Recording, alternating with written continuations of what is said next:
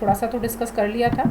अभी हम वापस दूसरे नोट से आपको वही एक्सप्लेन कर रही हूँ। जो पार्ट था इसमें हमने दो चीज़ें देखी थी। एक तो हमें ये समझ में आया था कि इसमें बेसिकली 8 ATPs का हमको फ़ायदा होता है ना। हमको जो सिंथेसाइज करना है वो है ATPs, और यूज़ किसको करना है एज अ सबस्ट्रेट, ग्लूकोज को। तो ग्लूकोज जो है वो कैसे एक चेन रिएक्शन में एंटर करेगा और उसके बाद हमको अल्टीमेटली 8 ATPs का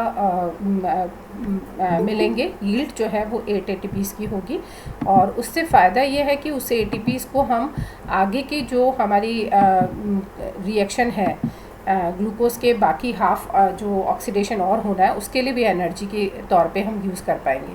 पूरा ओवरऑल एक ग्लूकोज का जब पूरा ऑक्सीडेशन होता है यानी ग्लाइकोलाइसिस होगा, देन उसके बाद क्रेब्स साइकिल होगा, पूरे जो प्रोसेस कंप्लीशन के बाद में हमको 38 ATPs का फ़ायदा होता है।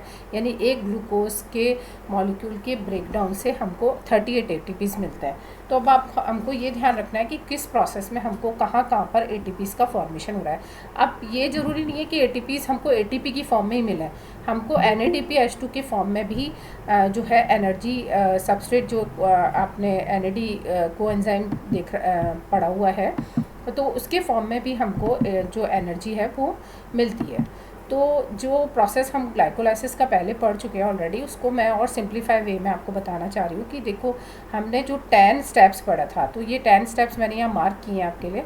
ये 10 स्टेप्स जो है इनमें से हमको क्या करना है, पहले तो इस पूरे प्रोसेस को 10 स्टेप्स को दो पार्ट्स में डिवाइड कर देना है। फर्स्ट फेज़ 1 जिसको हम प्रिपरेटरी फेज़ कहेंगे, और इसको हम इस तरह से देखेंगे कि यहाँ पे हम खुद ATPs दे रहे हैं ग्लूकोज को ताकि इनिशिएट कर पाएँ, हम प्रिपरेशन कर पाएँ कि ये आगे का ब्रेकडाउन का प्रोसेस जो है वो कंप्लीशन कर पाए।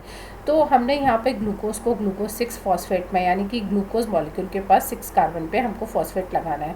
तो हमको फॉस्फेट चाहिए, फॉस्फेट हमने लिया है ATP को यूज़ करके, यानी ATP यहाँ पर हमारा एक तरह से यूज़ हो रहा है, और इसको हम फर्स्ट प्राइमिंग रिएक्शन कहते हैं।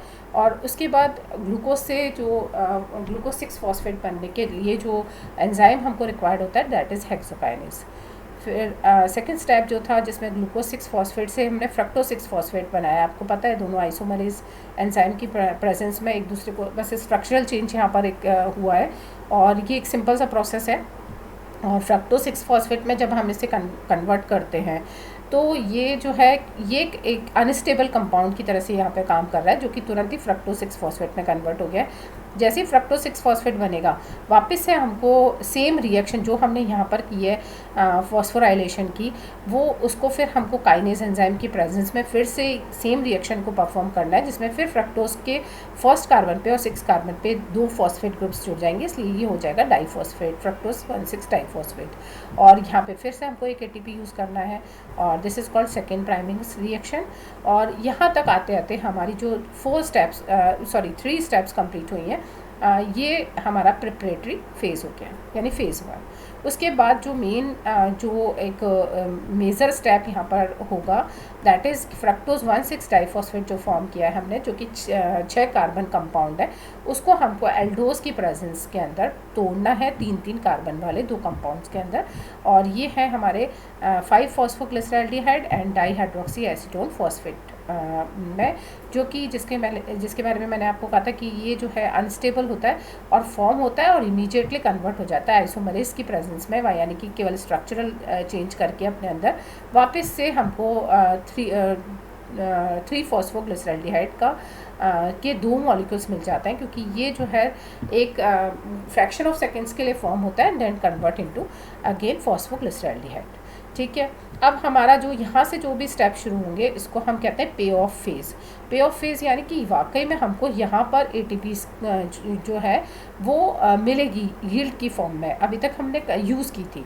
ठीक है, तो this reaction is called as pay off phase, और ये हमारा 5th स्टेप से स्टार्ट होता है। और इसमें 5th स्टेप से हमको यहाँ पे देखना है कि जो हमारे पास सारे जो भी हम स्टेप देख रहे हैं सब 2 मॉलिक्यूल्स लेकर चल रहे हैं हम।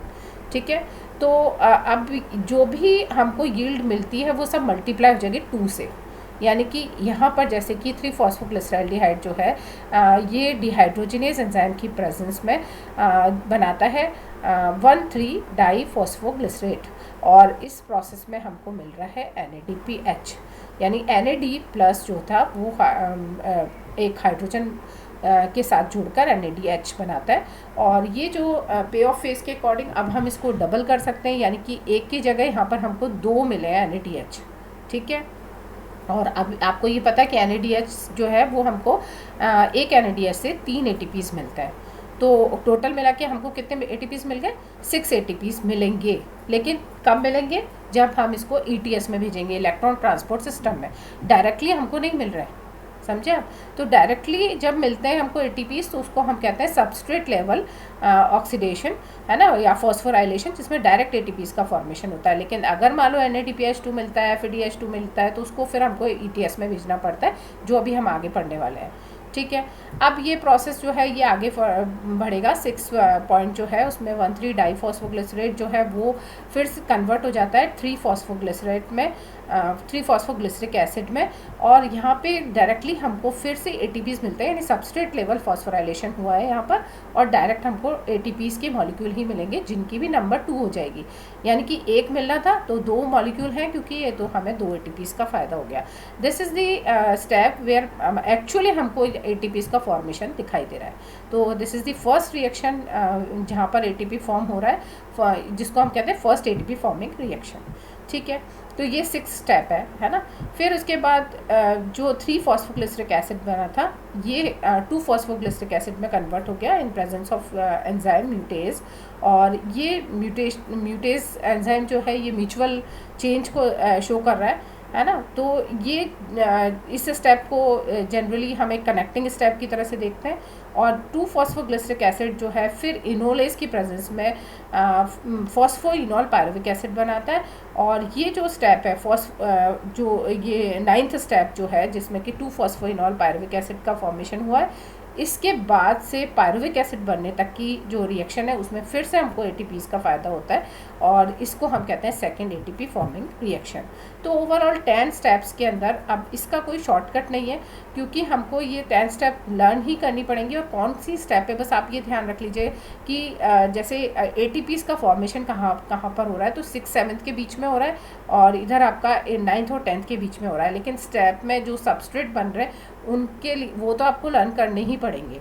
एंजाइम्स में ऊपर नीचे हो जाता है तो फिर भी चल जाएगा, लेकिन स्टेप सबस्ट्रेट तो आपको एटलीस्ट लर्न करने ही पड़ते हैं। तो ये हमारा हुआ ग्लाइकोलाइसिस का प्रोसेस। इसमें आप इस तरह से नोट्स प्रिपेयर कर लीजिए, जैसे कि ATP का कंजम्पशन कहाँ पे हुआ था। स्टेप 1 में यहाँ जहाँ पे ग्लूकोज से ग्लूकोज 6 फॉस्फेट बना था। स्टेप 3 में जहाँ फ्रक्टोज 6 फॉस्फेट से फ्रक्टोज 1,6 डाईफॉस्फेट बना था। लिख के याद करोगे तो इजीली हो जाएगा, है ना। फिर ATPs का फॉर्मेशन कहाँ पे हुआ है, प्रोड्यूस कहाँ पे हुए, स्टेप 6 में, स्टेप 8 में, कहाँ से किससे क्या बनने में ये जो है फॉर्मेशन हुआ है। फिर उसके बाद आपको ध्यान रखना है कि NADH2 कहाँ पे बना था, स्टेप 5 में। और NADPH2 से हमको जो जितनी भी ATPs मिलेंगे, यानी कि 6 ATPs मिले हैं, तो हमें डायरेक्ट जो गेन हुआ है ATPs का वो हुआ है 4 टोटल बने थे, क्योंकि आपने देखा यहाँ पर हमने इसको डबल कर दिया था ना, 2 ATPs यहाँ बने, 2 ATPs यहाँ, तो टोटल 4 ATPs बने थे, जिसमें से ऊपर 2 कंज्यूम हो चुके हैं इसी प्रोसेस के अंदर, 2 यहाँ पर हमने कंज्यूम कर लिए थे। तो हमारा नेट गेन हो गया 2 ATPs का डायरेक्ट, इसको हम सबस्ट्रेट लेवल फॉस्फोराइलेशन कह रहे हैं। लेकिन जो ETS के थ्रू हमें ATPs मिलेंगे वो होंगे NADH2 वाले, तो वो हमारे पास हैं कितने टोटल जो बने वो हैं 6 बनेंगे, जिसमें से टोटल और हम इन ATPs को और मिक्स कर दें तो टोटल हमको गेन हो गया 8 ATPs का। तो ग्लाइकोलाइसिस के प्रोसेस में हमको 8 ATPs का गेन होता है। हालांकि ग्रॉस गेन हमारा 10 है, बट हम इसको नेट गेन 8 मान रहे हैं। अब उसके बाद लिंक रिएक्शन को मैंने आपको ऐसे एक्सप्लेन किया था कि जो ग्लाइकोलाइसिस का प्रोसेस हो रहा था ये हो रहा था साइटोप्लाज्म के अंदर, है ना। लेकिन अब साइटोप्लाज्म के पास में इतने एंजाइम्स नहीं है कि आगे का जो प्रोसेस है पायरुविक एसिड का और ऑक्सीडेशन प्रोसेस जो चल रहा है उसको कंप्लीट कर पाए। तो इसको ये पायरुविक एसिड्स को भेजते हैं माइटोकॉन्ड्रिया के अंदर। अब आप माइटोकॉन्ड्रिया समझ गए होंगे, it is a cell organelle जो कि हमारा जो साइटोप्लाज्म में प्रेजेंट है।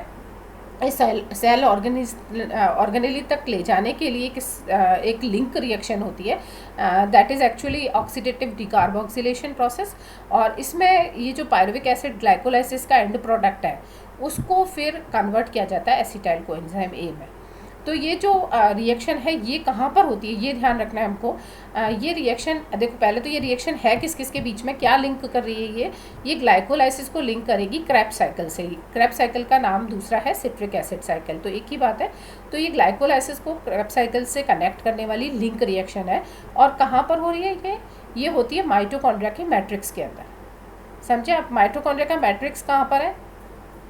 माइटोकॉन्ड्रिया के अंदर जो इनर स्पेस था, इनर चैम्बर था, उसको हम कहते हैं माइटोकॉन्ड्रिया का मैट्रिक्स। तो वहाँ पर ये प्रोसेस जो है वो कंप्लीट होता है और इसमें एंजाइम कॉम्प्लेक्स यूज़ होता है। तो आपको ज़रूरी नहीं है कि आप एंजाइम कॉम्प्लेक्स के कंपोनेंट्स को लर्न करें, ये सब आप छोड़ दीजिएगा। बस आप एंजाइम कॉम्प्लेक्स का नाम याद कर लीजिएगा कि it is pyruvate dehydrogenase enzyme complex, जो कि इसके पूरे प्रोसेस के अंदर यूज़ होने वाला है। ठीक है, तो आपको बस यहाँ तक करना है कि पायरुवेट डिहाइड्रोजिनेज कॉम्प्लेक्स जो है इस लिंक रिएक्शन को परफॉर्म कराने के लिए यूज़ होता है। बाकी ये सब इसके जो कंपोनेंट्स हैं वो आपको नहीं पढ़ने। एक्चुअल रिएक्शन होती क्या है ये, इसमें पायरुविक एसिड जो ग्लाइकोलाइसिस के दौरान बने थे वो कोएंजाइम के साथ में कोएंजाइम ए के साथ में रिएक्ट करते हैं और बनाते हैं 2-एसिटाइल कोएंजाइम ए, जो कि पायरुवेट डिहाइड्रोजिनेज की प्रेजेंस में हो रहा है। 2 CO2 के मॉलिक्यूल्स निकलते हैं प्लस NADPH का फॉर्मेशन होता है। और ये NADPH तो क्योंकि हमारे पास 2 पायरुविक एसिड है तो सब चीज़ के आगे 2 लग जाना है। 2 एसिटाइल कोएंजाइम ए यानी कि 2 कार्बन कंपाउंड का फॉर्मेशन हो रहा है और यहाँ पर 2 NADH का फॉर्मेशन भी हो रहा है। अब यहाँ पर इस कनेक्टिंग लिंक जो रिएक्शन है, जो एक स्टेप की रिएक्शन है केवल, उसमें भी हमको नेट गेन हो गया 6 ATPs का इनडायरेक्टली, है ना, ETS में जाने के कारण। तो ये हमको लिंक रिएक्शन के दौरान 6 ATPs का फ़ायदा हो गया। अब देखिए नेक्स्ट स्टेप और जो सबसे इम्पॉर्टेंट स्टेप है दैट इज़ क्रेब्स साइकिल। और ये जो है ट्राई कार्बोक्सिलिक एसिड साइकिल भी कहा जाता है इसको, क्योंकि 3 कार्बनिक एसिड्स का साइकिल है ये। और इसको क्रेब्स साइकिल भी कहते हैं। और इसको हम जो कई सारे सिट्रिक एसिड साइकिल भी इसको कहते हैं, क्योंकि सिट्रिक एसिड जो है फर्स्ट प्रोडक्ट होता है, इसका फॉर्म होता है। अभी हम इसको पढ़ेंगे तो इसको मैं TCA साइकिल भी कहते हैं इसको, बहुत सारे नाम है। तो इसको जिस भी नाम से आया आपको ऐसा नहीं लगे कि ये साइकिल तो पढ़ा ही नहीं है। तो इसके सारे नामों को आप ज़रूर देख लेना, नेम क्या क्या हैं इसके। और क्रेब साइकिल इसलिए इसको बोलते हैं क्योंकि साइंटिस्ट जिसने इसको डिस्कवर किया उसका नाम क्रेब है ना। तो इसको क्रेब साइकिल में होगा क्या क्या, इसके स्टेप्स को हम देखें उससे पहले एक चीज़ बता देती हूँ मैं। ये जो क्रेब साइकिल का प्रोसेस है ये होता है माइटोकॉन्ड्रिया के मैट्रिक्स के अंदर। अब माइटोकॉन्ड्रिया का स्ट्रक्चर आपने देखा होगा तो क्रिस्टीज बनी हुई होती है और अंदर की तरफ इनर चैम्बर है। वहाँ पर सारे क्रेब साइकिल के एंजाइम्स प्रेजेंट होते हैं। बहुत सारे एंजाइम्स की ज़रूरत है, ये साइक्लिक पाथ है, काफ़ी सारे स्टेप्स में कंप्लीट होगा। तो ये सारा जो प्रोसेस है इसके अंदर पायरुविक एसिड से एसिटाइल कोएंजाइम ए बनने तक का प्रोसेस फिर से हम यहाँ देखते हैं।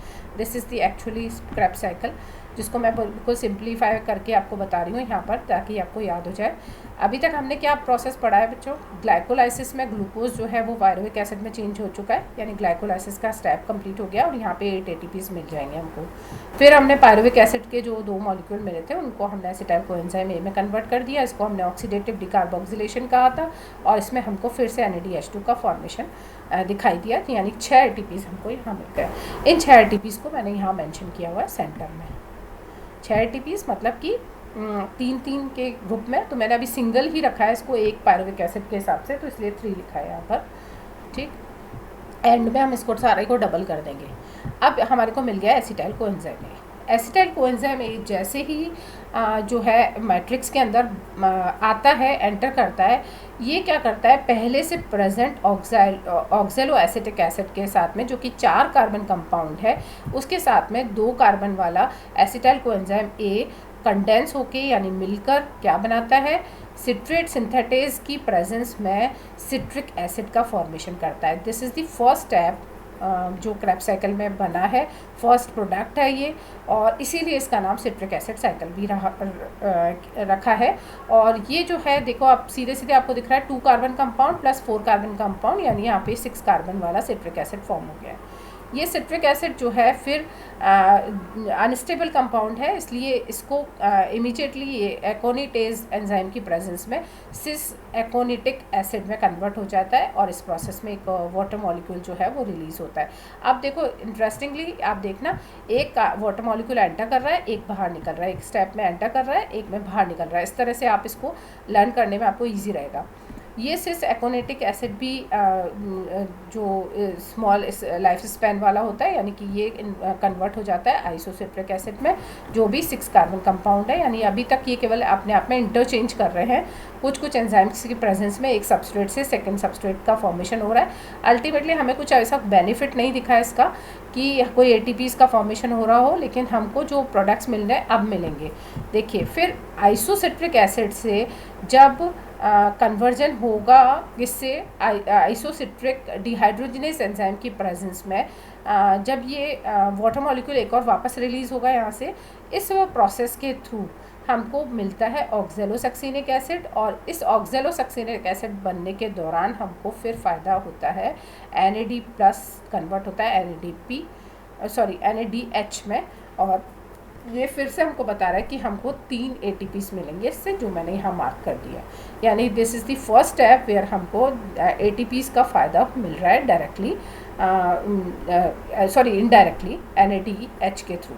अब ऑक्जेलोसक्सिनिक एसिड जो बना था ये कन्वर्ट होता है 5 कार्बन शुगर के अंदर, यानी कि अभी तक हम 5 कार्बन एसिड के अंदर अभी तक हम 6 कार्बन्स की बात कर रहे थे। ऑक्जेलोसक्सिनिक एसिड 6 कार्बन कंपाउंड था, जिसका ऑक्सीडेटिव डिकार्बोक्सिलेशन हुआ, और इस प्रोसेस में CO2 जो है वो रिलीज़ होगी, यानी एक CO2 मॉलिक्यूल निकल गया बाहर, और हमारे पास बच गए 5 कार्बन, और ये 5 कार्बन जो एसिड है that is known as alpha ketoglutaric acid.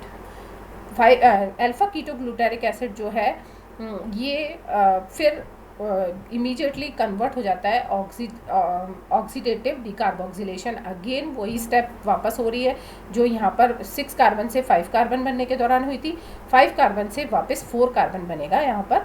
तो ये प्रोसेस जो है एक तरह से रिपीटेडली 2 बार प्रोसेस हो रही है। CO2 का एक मॉलिक्यूल फिर बाहर निकलता है, और ये जो 5 कार्बन थे अब उसमें से केवल 4 कार्बन रह जाते हैं, और इस दौरान फिर से हमको NADH का फ़ायदा होता है।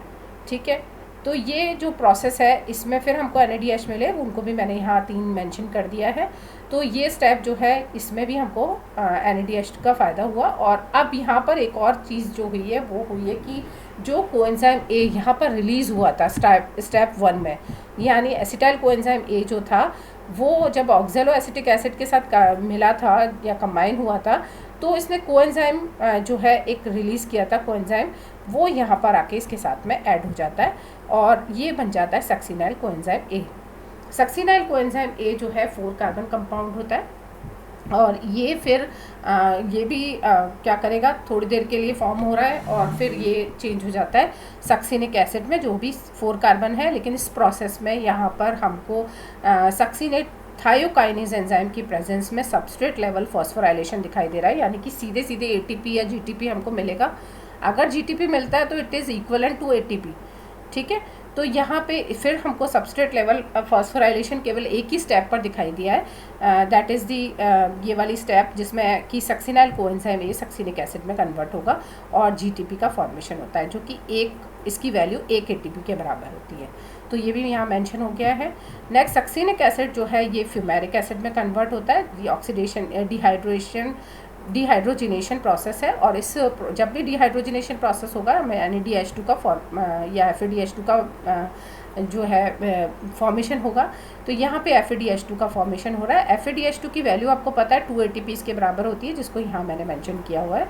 तो ये 2 ATPs का फ़ायदा हमको यहाँ हो गया। ये फ्यूमेरिक एसिड जो है फिर कन्वर्ट होता है मैलिक एसिड में, एंड मैलिक एसिड जो है कुछ एंजाइम्स की प्रेजेंस में फिर कन्वर्ट हो जाता है ऑक्जेलो एसिटिक एसिड में, और ये साइक्लिक वे में वापस से कंज्यूम होता है सिट्रिक एसिड फॉर्मेशन के लिए। लेकिन इस दौरान मैलिक एसिड से ऑक्जेलो एसिटिक एसिड बनने के दौरान फिर हमको NADH2 का NAD+ का जो है वो बेनिफिट होता है, और वो है फिर से 3 कार्बन। तो यानी कि अगर ओवरऑल आप देखें तो 3 लिंक रिएक्शन से आए, 3 इधर लास्ट स्टेप में 2 इधर, यानी ये तीनों मिला के भी 3, तो 3, 3, 6, 3, 9, 12 और 15 ATPs हमको एक पायरुविक एसिड से मिलता है। तो अगर हमको 2 पायरुविक एसिड लेने हैं तो इसके जस्ट डबल हो जाएंगे, यानी 30 ATPs का हमको फ़ायदा होगा। थोड़ा सा कॉम्प्लिकेटेड इसलिए क्योंकि पहली बार में ये याद नहीं होंगे, लेकिन मैंने इसका एक सिंपल वे बताया है।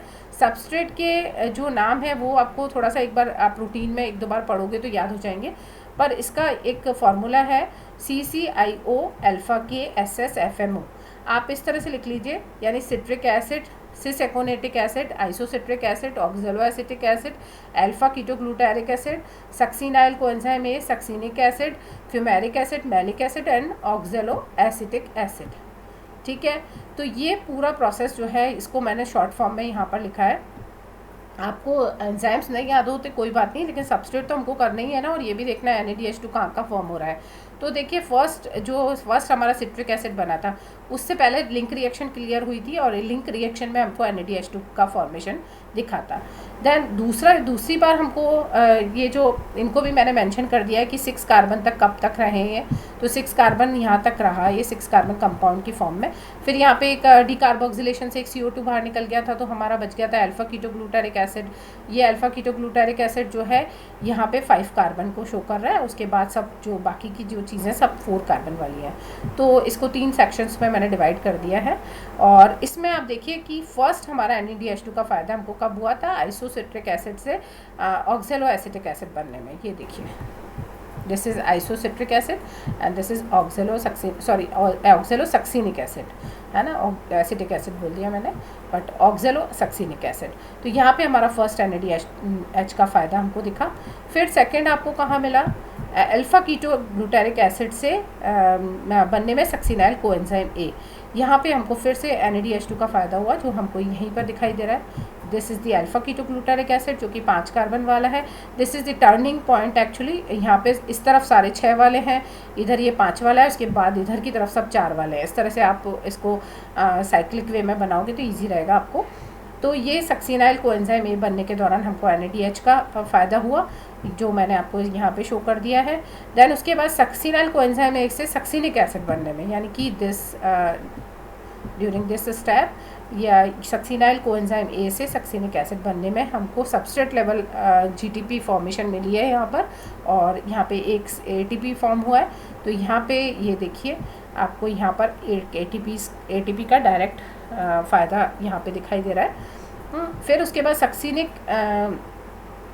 सक्सिनिक एसिड से फ्यूमेरिक एसिड बनने के दौरान हमको FADH2 का फ़ायदा हो रहा है, जो कि यहाँ पर मैंने मेंशन किया है। सक्सिनिक एसिड से फ्यूमेरिक एसिड बनने के दौरान FADH2 का फ़ायदा, है ना।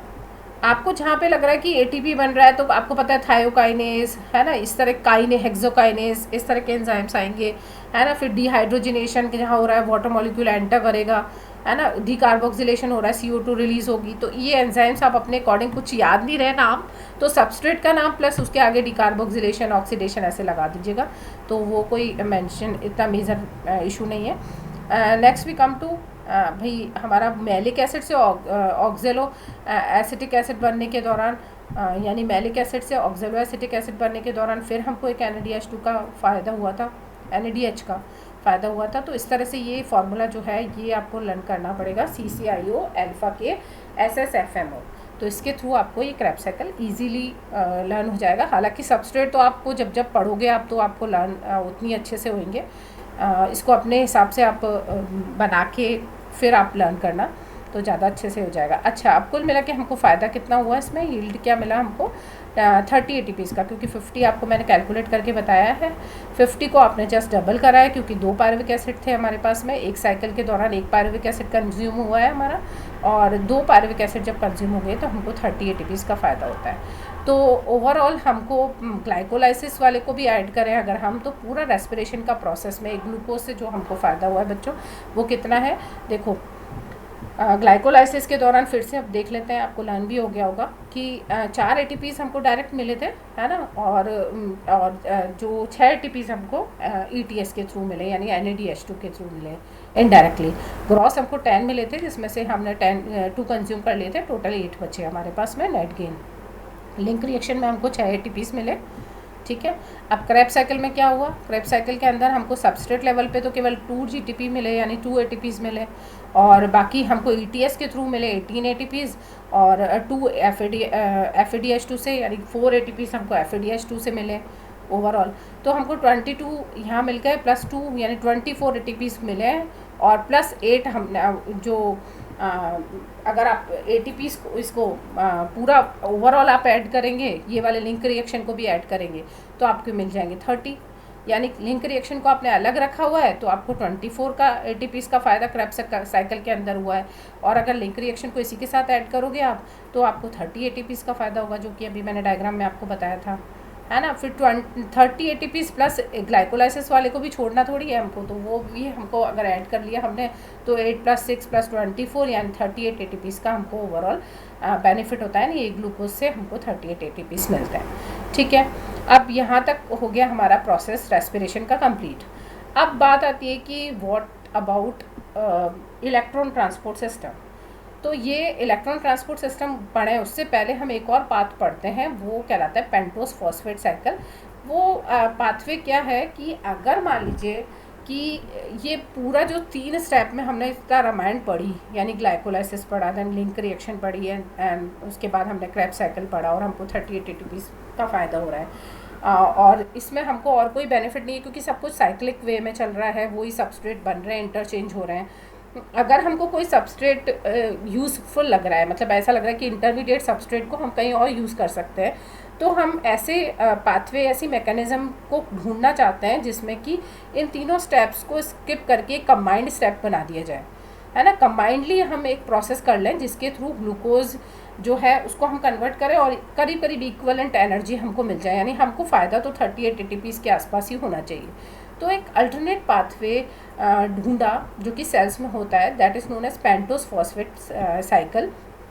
ये पेंटोस फॉस्फेट साइकिल जो है इसको एक्चुअली अल्टरनेट पाथवे माना गया है कि अगर क्रेब्स साइकिल नहीं होता है तो उस केस में फिर ये पेंटोस फॉस्फेट पाथवे परफॉर्म होता है, और इसमें ऑक्सीडेटिव डिग्रेडेशन होता है कार्बोहाइड्रेट्स का, यानी कि जो ग्लूकोज है उसको पायरुविक एसिड में तोड़ा, फिर पायरुविक एसिड को क्रेब्स साइकिल में एंटर कराया, तो इस सारे प्रोसेस को स्किप करके डायरेक्टली कार्बोहाइड्रेट्स जो है उनको डिग्रेड करना है, यानी शुगर को कैटाबोलाइज करना है हमको। और इसके लिए एक नया पाथवे इंट्रोड्यूस किया, डिस्कवर हुआ, एक्चुअली था तो सही, एनिमल और प्लांट सेल सभी में ही प्रेजेंट था, और इसको ढूंढने वाले थे वारबर्ग डिकेंस, है ना। तो इसलिए इसको जो है वारबर्ग डिकेंस पाथवे भी कहा जाता है, हेक्सोस मोनोफॉस्फेट शंट भी कहा जाता है, और फॉस्फोग्लूकोनेट पाथवे भी कहा जाता है।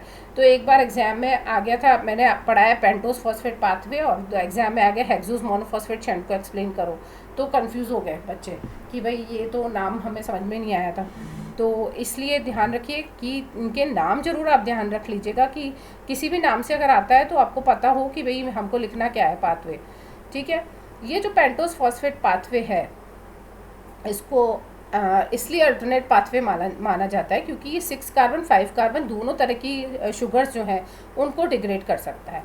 ठीक है, और ATPs डायरेक्टली ATPs नहीं फॉर्म करता है। इस पूरे पाथवे में कहीं पे भी आपको सबस्ट्रेट लेवल फॉस्फोराइलेशन नहीं मिलेगा, यानी डायरेक्ट ATPs का प्रोडक्शन नहीं मिलेगा। उसकी जगह पे क्या मिलेगा, NADH2 का फॉर्मेशन, और वो भी इनिशियल स्टेज में ही हो जाएगा। तो ये कुछ फ़ायदे हमको नज़र आने लगे इस वाले पाथवे में। तो सेल भी स्मार्टली वर्क करती है। वो क्या करती है कि वो इतना लंबा सारा प्रोसेस करे, ग्लाइकोलाइसिस, देन उसके बाद लिंक रिएक्शन, उसके बाद माइटोकॉन्ड्रिया में लोकेट करे वो सारे मटीरियल सबस्ट्रेट को, और फिर माइटोकॉन्ड्रिया में आगे का प्रोसेस हो। तो वो क्या करती है, वो देखती है कि जहाँ पे उसको ATPs की रिक्वायरमेंट नहीं है, मतलब अभी इमीडिएट रिक्वायरमेंट ATPs की डायरेक्टली नहीं होती है, तो फिर वो क्या करती है, ये पूरा ग्लाइकोलाइसिस पाथवे को कट शॉर्ट कर लेती है और पेंटोस फॉस्फेट पाथवे चलाने लग जाती है। और उसका फ़ायदा क्या होता है, देखो फ़ायदा मैं बताती हूँ इसका, कि इसमें जो इंटरमीडिएट्स बनते हैं, जैसे अभी आपने क्रेब्स साइकिल में इतने सारे इंटरमीडिएट्स देखे थे, बट उनको कहीं हम यूज़ नहीं कर पा रहे थे, क्योंकि अगर वो इंटरमीडिएट को आप कहीं से भी टर्मिनेट कर दोगे, बीच में से आपने निकाल लिया, तो आगे की रिएक्शन स्टॉप हो जाती है ना। यहाँ पे इस प्रोसेस को ये इसलिए फॉलो करते हैं क्योंकि इसमें हमको, ये मैं आपको पहले प्रोसेस इसलिए दिखा रही हूँ कि जिससे कि आपको थोड़ा समझ में आए। ये रिएक्शन, इसकी जो इंटरमीडिएट रिएक्शंस हैं जिसमें कि एक से दूसरा स्टेप बन रहा है, और इसमें देखो हर बार जो सबस्ट्रेट्स बन रहे हैं उनको बाहर निकाल के किसी और काम में यूज़ किया जा रहा है। जैसे कि राइबोस 5-फॉस्फेट बना है तो वो उसको न्यूक्लिक एसिड सिंथेसिस में यूज़ किया जा रहा है। तो आपको पता है न्यूक्लियोटाइड्स बनाने तो हमको 5 कार्बन शुगर्स की ज़रूरत होती है, तो वो भी तो कहीं से मिलनी चाहिए ना, तो वो हम यहीं से डायरेक्टली यूज़ कर रहे हैं। इसी तरह से फ्रक्टोज 6-फॉस्फेट बना तो वो ग्लाइकोलाइसिस में यूज़ कर लिया गया। और भी कुछ ऐसे सबस्ट्रेट्स बनते हैं बीच बीच में जिनको कि हम जगह जगह पे जहाँ पे रिक्वायरमेंट है वहाँ पर उसको फुलफ़िल करने के लिए यूज़ कर लेते हैं। तो इसका मतलब कि अगर सिंपल लैंग्वेज में हम बोलें कि generation of NADPH for the synthesis of fatty acid, steroids biosynthesis, यानी इनके सबस्ट्रेट को हम ये स्टेरॉइड्स के बायोसिंथेसिस में यूज़ कर रहे हैं। कुछ सबस्ट्रेट्स हैं उनको हम न्यूक्लियोटाइड्स फॉर्मेशन के लिए यूज़ कर रहे हैं। तो ये इसकी एडवांटेज हमको मिल गई है कि भाई जहाँ पे इसके क्रेब्स साइकिल के इंटरमीडिएट्स को किसी और पर्पस से हम यूज़ नहीं कर पा रहे थे, इसके इंटरमीडिएट्स को हम कई जगह यूज़ कर रहे हैं, जैसे कि स्टेरॉइड फॉर्मेशन हुआ, जैसे कि न्यूक्लियोटाइड फॉर्मेशन हुआ, इस तरह से। ठीक है, तो ये जो है प्रोसेस शुरुआत में देखा कि प्लांट्स में, एनिमल्स में ज़्यादा मिल रहा है, एनिमल्स में इसको डिस्कवर किया था, लेकिन बाद में रियलाइज़ हुआ कि प्लांट सेल्स जो है ये भी इस पेंटोस फॉस्फेट पाथवे को समय समय पर अपना जो है इस प्रोसेस के थ्रू भी ATP को फॉर्म करती रहती है। यानी हमको अल्टीमेटली यहाँ भी ATPs या यील्ड या एनर्जी का फॉर्मेशन तो देखना है। अब बात यह है कि कितना, क्या 38 ATPs का ही फॉर्मेशन होगा डायरेक्टली इनडायरेक्टली सब मिला के, तो यहाँ पे एक्चुअली ये इक्वलेंट मतलब एफिशिएंसी वाला साइकिल है और इसमें भी करीब करीब 36 ATPs का हमको फ़ायदा हो जाता है। तो कोई नुकसान नहीं है ना, 2 ATPs कम बन रहे हैं बाकी क्रैब साइकिल से, और बाकी तो इसमें भी 36 ATPs हमको मिल जाएंगे। और इसमें पूरा एक जो इतने सारे इंटरमीडिएट्स जो है इनकी शफलिंग होती जा रही, बीच बीच में से ये हटाए जा रहे हैं।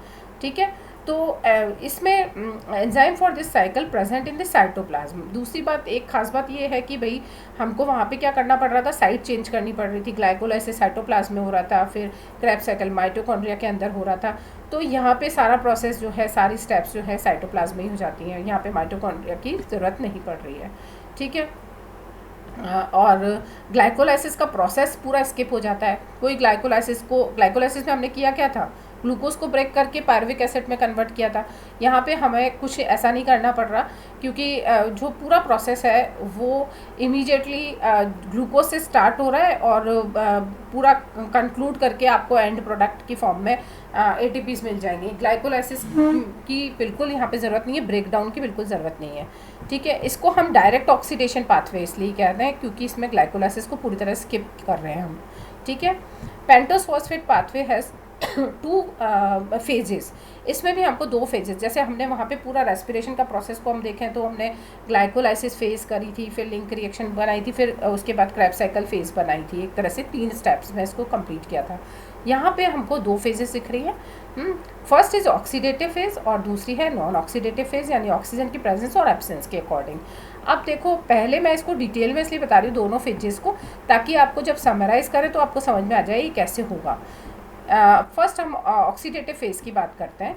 ऑक्सीडेटिव फेज़ को हम जब पूरा एक इसका साइकिल पढ़ेंगे तो उसमें स्किप करने वाले हैं, लेकिन क्योंकि अभी मैं आपको डिटेल में इसको इसलिए बता रही हूँ ताकि आपको सारी स्टेप समझ में आ जाए। हम स्टार्ट करते हैं ग्लूकोज 6-फॉस्फेट से। ग्लूकोज को ब्रेक हमने मतलब ATP देखिए इसको ग्लूकोज 6-फॉस्फेट में बदल दिया है, और ये प्रोसेस हमने ग्लाइकोलाइसिस में भी किया था फर्स्ट स्टेप में। ध्यान आया आपको, जहाँ पे ATP यूज़ करके हमने ग्लूकोज 6-फॉस्फेट में इसको कन्वर्ट किया था। ये ग्लूकोज 6-फॉस्फेट के 3 मॉलिक्यूल से स्टेप शुरू होता है, और ये जो ग्लूकोज 6-फॉस्फेट है, ये ग्लूकोज 6-फॉस्फेट डिहाइड्रोजनेज की प्रेजेंस में 6-फॉस्फोग्लूकोलैक्टोन में कन्वर्ट होता है, जो कि एक अनस्टेबल इंटरमीडिएट है। और ये जब ये कन्वर्जन जब हो रहा है तो हमको सीधे सीधे NADH2 के 3 मॉलिक्यूल्स जो है वो मिल जाते हैं, यानी फर्स्ट यील्ड हमारी यहीं पर ही हमको मिल गई है। और ये जो है, अगर मान लीजिए आप 3 मॉलिक्यूल्स लेंगे तो आप समझ जाइए कितने हुए, टोटल 18 ATPs हमको यहाँ पर मिल गए हैं। फिर 6-फॉस्फोग्लूकोन लैक्टोन जो है ये क्योंकि अनस्टेबल है, ये हाइड्रोलेज एंजाइम की प्रेजेंस में 6-फॉस्फोग्लूकोनेट में कन्वर्ट हो जाता है, और ये फिर अनस्टेबल कंपाउंड है और ये इमीडिएटली कन्वर्ट होता है डिहाइड्रोजिनेज एंजाइम की प्रेजेंस में 3-कीटो-6-फॉस्फोग्लूकोनेट में। और इस प्रोसेस में फिर से हमको फिर एक ग्लूकोज 6-फॉस्फेट मॉलिक्यूल से 3 NADPH2 का फ़ायदा हो रहा है। तो ओवरऑल हमको जो है 18 ATPs यहाँ पर मिल जाता है। तो और फिर ये 3-कीटो-6-फॉस्फोग्लूकोनेट जो है ये कन्वर्ट हो जाता है राइबुलोज 5-फॉस्फेट में, जो 3 मॉलिक्यूल्स बनाते हैं, और यहाँ से फिर हमारा एंड प्रोडक्ट जो है वो राइबुलोज 5-फॉस्फेट है। टोटल ओवरऑल कितनी आपके स्टेप्स हुई?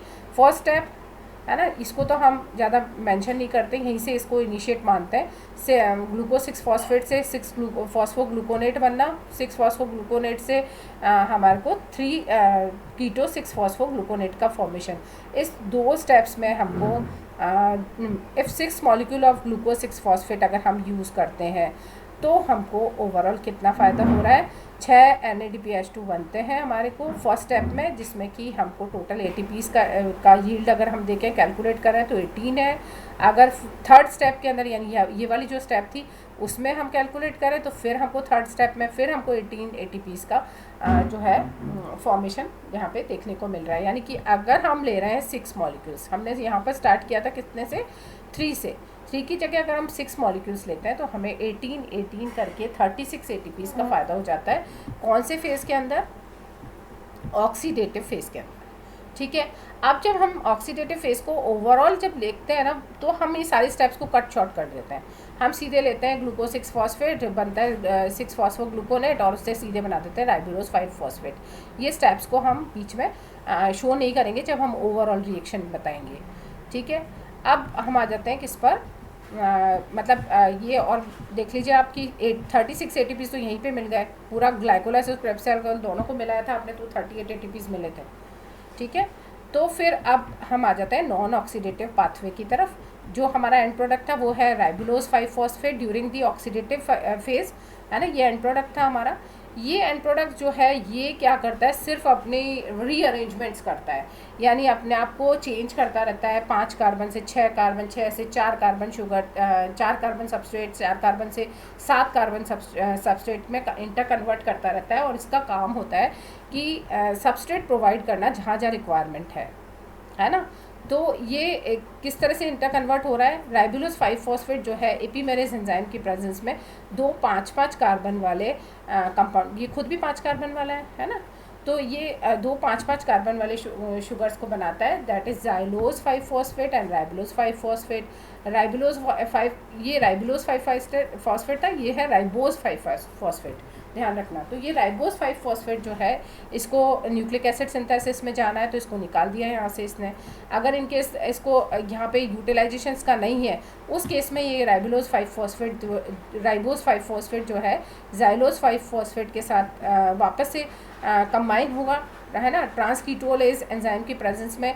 अब ये देखो बेटा, यहाँ से काउंट कर देना, ये है 5 कार्बन, ये है 5 कार्बन, 5 हो गया 10, है ना, 10 कार्बन है, 10 को हमको रीअरेंज करना है। तो 7 तो दे दिए सूडो हेप्टुलोज 7-फॉस्फेट को, और 3 मिल गया इसको ग्लिसरैल्डिहाइड 3-फॉस्फेट को। तो ऐसे ही भूलोगे नहीं, ये हो गए 7 और 3 10। तो वापस हमारा इक्वेशन ख़राब नहीं हुई है। अब इसको फिर हम रीशफल कर रहे हैं, रीअरेंज कर रहे हैं। अगर ये ग्लिसरैल्डिहाइड की ज़रूरत है किसी को तो वो ले लेगा, सूडो हेप्टुलोज की ज़रूरत है तो वो ले लेगा, अदरवाइज़ नहीं ले रहा है कि कोई भी, तो अगेन हम इसको रीअरेंज कर रहे हैं। रीअरेंज करा तो हमारा फिर से देखिए अब 10 है हमारे पास फॉस्फेट, है ना, सॉरी 10 कार्बन है हमारे पास में, इसको हमने फिर से रीअरेंज करा, है ना, और बना हमारा 4 कार्बन वाला इरिथ्रोज 4-फॉस्फेट और फ्रक्टोज 6-फॉस्फेट, यानी 6 और 4 फिर से 10। तो यहाँ पे फिर हमारा 10 का सीक्वेंस गड़बड़ नहीं हुआ है, केवल हम जो है एक से दूसरे ऐसे प्रोडक्ट में कन्वर्ट कर रहे हैं जिसमें कार्बन की जो नंबर है वो अल्टीमेटली सेम ही रहनी है। तो ये फ्रक्टोज 6-फॉस्फेट जो है इसको अगर ग्लाइकोलाइसिस में एंटर करना है तो ये रवाना हो जाएगा भाई, वहाँ पहुँच जाएगा। लेकिन अगर इसको फिर यूज़ नहीं करना है तो फिर ये रीशफल कर सकता है।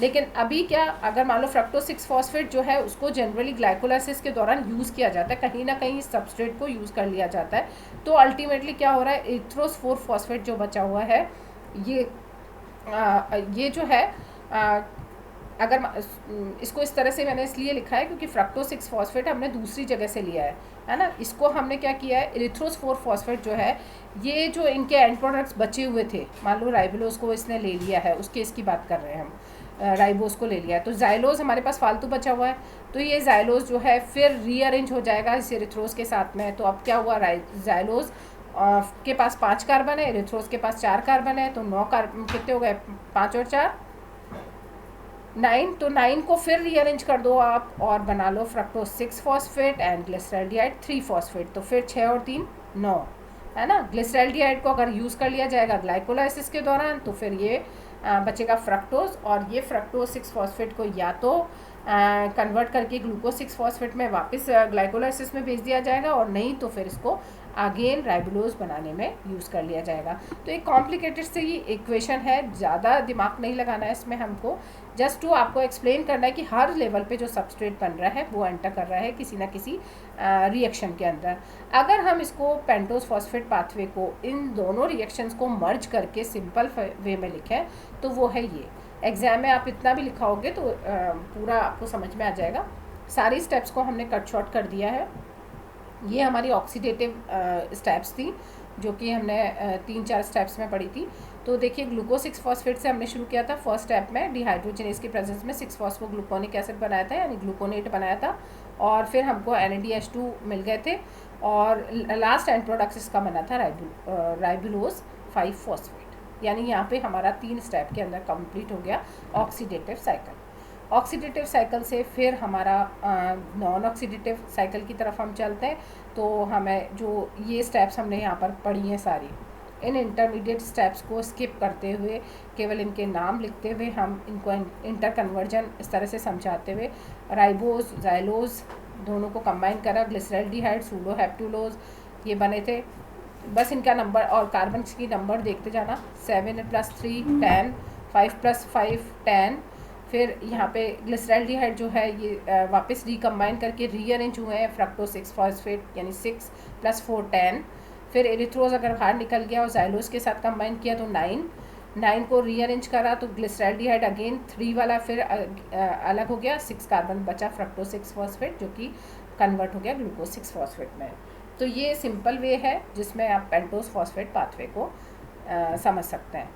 ठीक है, तो यहाँ तक ये मैंने आपको सेंड किया है, इसको देख लीजिएगा। सिंपल वाला पाथ जो है वो आपको देखना पड़ेगा कि किस तरह से ये इंटर कन्वर्ट होते हैं। इसका सिग्निफिकेंस क्या है, it provide an alternate root for oxidation of carbohydrate और जनरेट एनर्जी। डायरेक्ट एक अल्टरनेट रूट प्रोवाइड कर रहा है हमको। इट प्रोड्यूस मैनी की intermediates, example erythrose 4 phosphate use for producing many compounds like anthocyanin and lignin. यानी कि हर substrate जो उसके अंदर इंटरमीडिएट की फॉर्म में बन रहा है उसको कहीं ना कहीं यूटिलाइज करके एक हम जब यूटिलाइजेशन हो जाता है तो उसका अलग तरह से चेन चलती है, और नहीं हो रहा है तो उसको रिकम्बाइन करके दूसरा प्रोडक्ट बना देते हैं। This pathway also produce ribose 5 phosphate. This also an important intermediate during the biosynthesis of nucleic acid and nucleotides. तो ये इसके सिग्निफिकेंस है। और आगे कराऊँ इलेक्ट्रॉन ट्रांसपोर्ट सिस्टम की, बहुत हो गया आज का।